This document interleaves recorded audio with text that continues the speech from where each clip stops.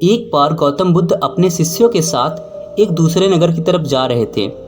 तभी रास्ते में एक नदी के किनारे उन्होंने देखा कि कुछ बच्चे एक जगह पर खेल रहे हैं। बुद्ध ने शिष्यों से कहा कि आप सब यहीं पे रुको और इन बच्चों को देखो। बुद्ध और उनके शिष्य वहीं रुक गए और बच्चों को देखने लगे। सभी बच्चे रेत का घर बनाकर खेल रहे थे। बुद्ध और उनके शिष्यों ने देखा कि सभी बच्चे एक दूसरे से बड़ा घर बनाने की होड़ में थे।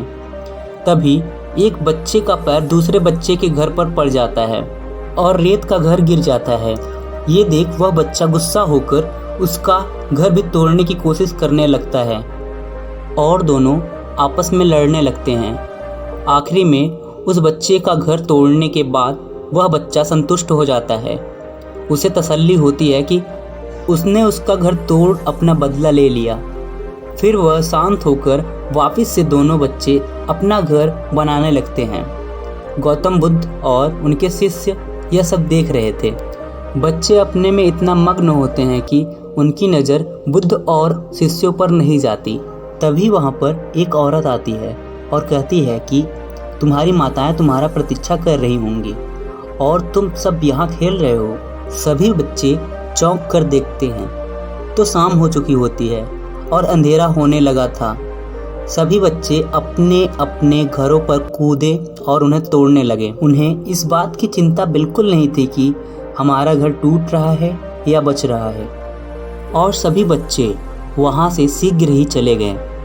ये देख महात्मा बुद्ध ने अपने सबसे शिक्षाशाली पुत्र से कहा, शिक्षाशाली पुत्र, तुम मुझे बताओ कि तुमने यहाँ क्या देखा। उसने कहा, हे बुद्ध, मैंने यहाँ पूरा जीवन का एक चक्र देखा जो यहाँ सदियों से चलता आ रहा है। सदियों से सभी मानव यहाँ बड़ा घर बनाने के लिए एक दूसरे से लड़ रहे हैं ताकि सबसे बड़ा घर उनका बने।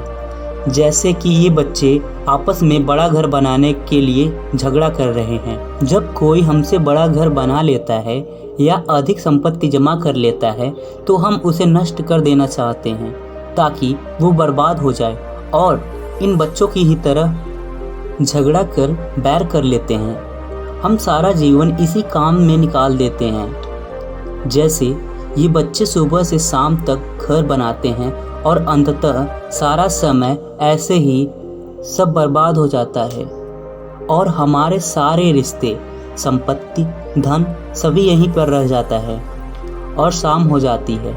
जैसे ये बच्चे शाम को अपने घर को लौट जाते हैं, वैसे हम सभी को एक न एक दिन वापस घर अपने लौट जाना होता है, और ऐसे ही अंतिम समय आता है, हमें ये संपत्ति, घर सबको यहीं छोड़कर जाना होता है।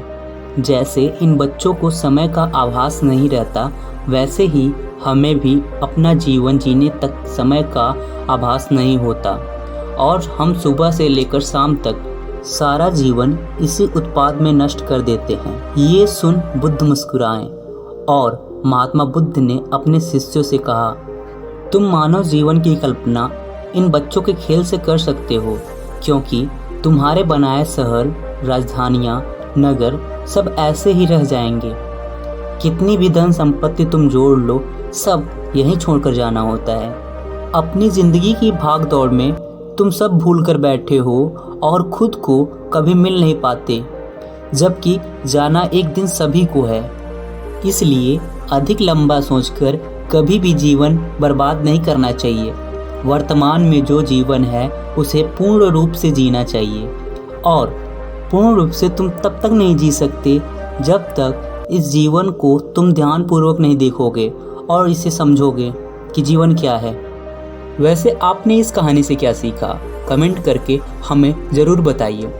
दोस्तों, इस वीडियो को अपने फ्रेंड्स एंड फैमिली के साथ ज़रूर शेयर करें। क्या पता इससे उनकी ज़िंदगी बदल जाए। मिलते हैं हम ऐसे ही शानदार वीडियो के साथ, तब तक के लिए जय हिंद।